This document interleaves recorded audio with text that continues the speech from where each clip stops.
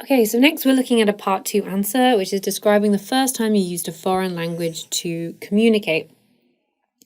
So this is actually quite a nice topic. I've not seen this one come up before. I think this would be a nice one to sort of talk about if you have some kind of memorable experience that happened the first time you tried to talk in a foreign language. I have this crazy memory of myself in secondary school in year 8 in the UK. You usually learn French, and so my teacher took us to France on a school trip, and me trying to like buy a ham sandwich in a shop, and the French person just being so annoyed with me because I was a British person trying to speak French, and everyone in the shop just spoke to me in English because they could tell that as like a sort of a 12-year-old I couldn't really communicate very well. So this is quite a nice topic. I'll be interested to see what this candidate has to say. So they said, who were you communicating with? What did you say or what did you write?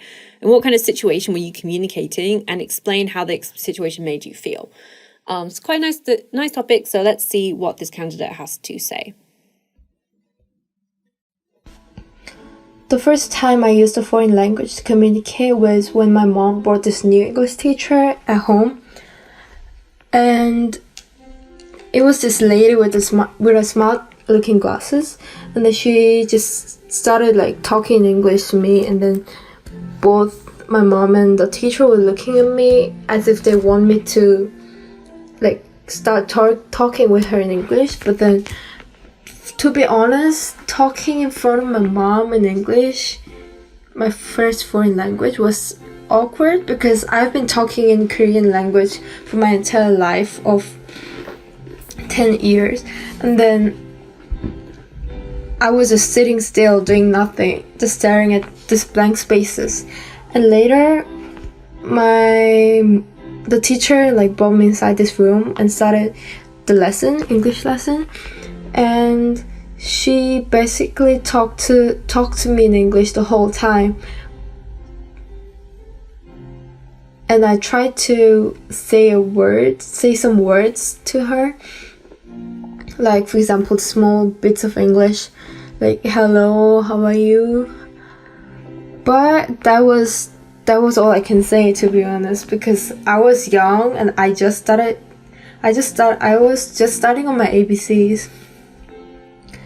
And later, I was kind of a bit comfortable with her after like 1 hour or something. So I tried to like talk more about myself in English, but then I didn't have enough English skills, so I had these words at the tip of my tongue, but then these words didn't come out, and I was just so frustrated. I used these body languages to communicate with her, but those also had limits of what I wanted to say. All I remember about these emotions I had during the first time communicating in English was that I was just frustrated and awkward. It was awkward, made me cringe. It wasn't a good experience, to be honest. Yeah, and I just decided to learn English more, just to communicate with different kinds of people, like more people. Yeah, this is all I remember about the first time I used a foreign language to communicate. Thank you. Okay, so that was sort of a nice answer. That was a very clear memory that this candidate was doing. They answered all parts of the question fully. Their answer was quite focused on the different sections, who it was, what they said, how they felt. It was quite a nice description of her feelings. In terms of fluency, I thought her fluency was very good. There was minimal pauses, and there was essentially minimal repetition of the same information.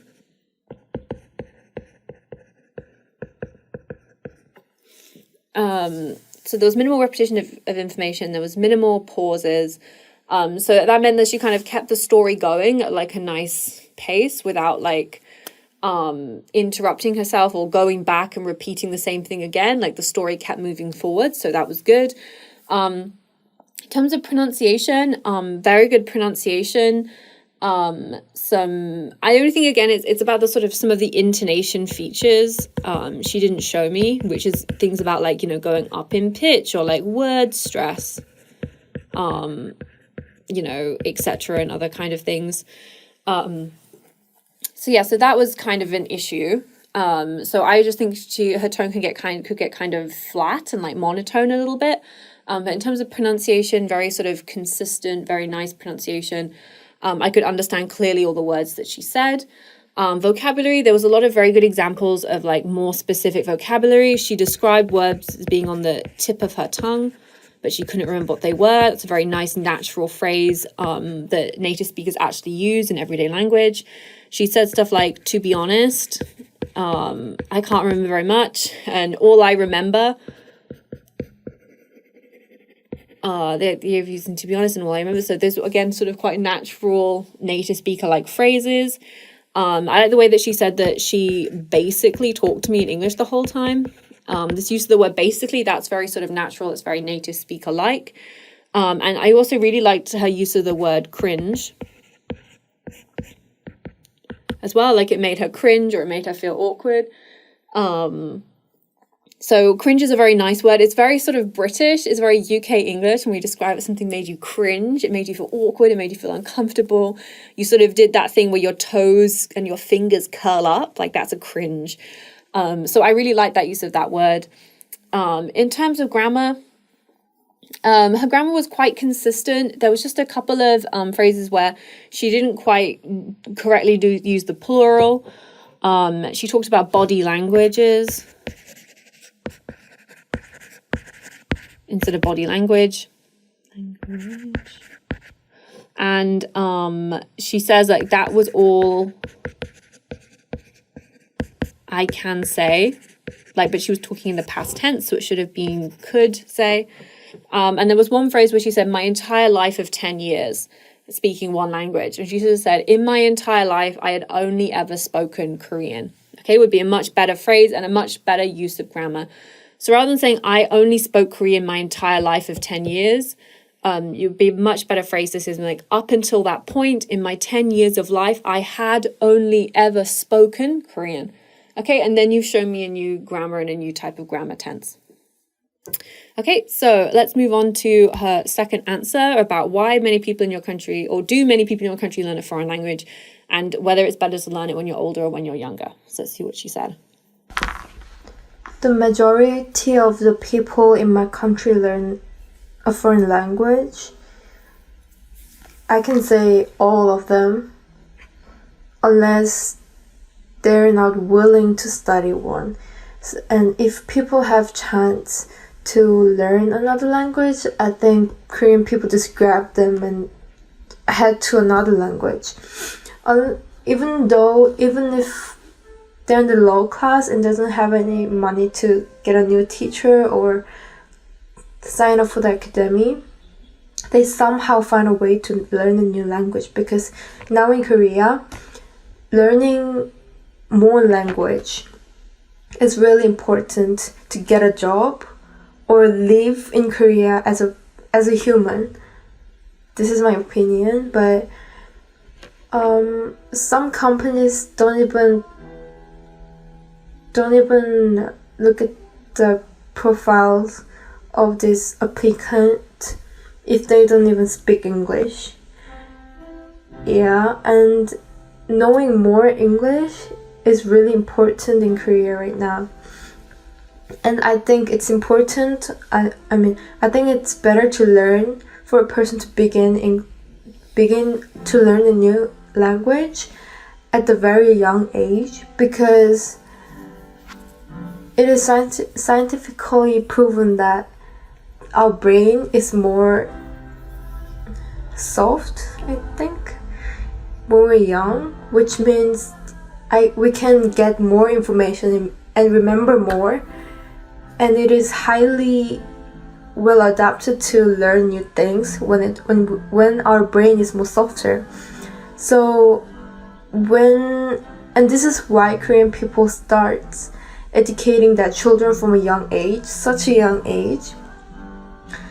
Yeah, so even if you learn a language when you're older, you can still learn, but it won't be as effective as a young person learning new language.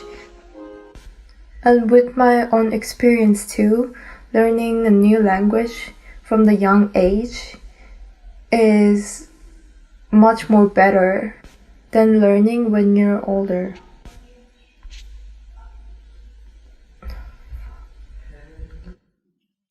Okay, so can I just say I enjoyed the background music to that. That was quite soothing as I listened to it. So I encourage more people to submit their listening answers with some soothing classical music in the background.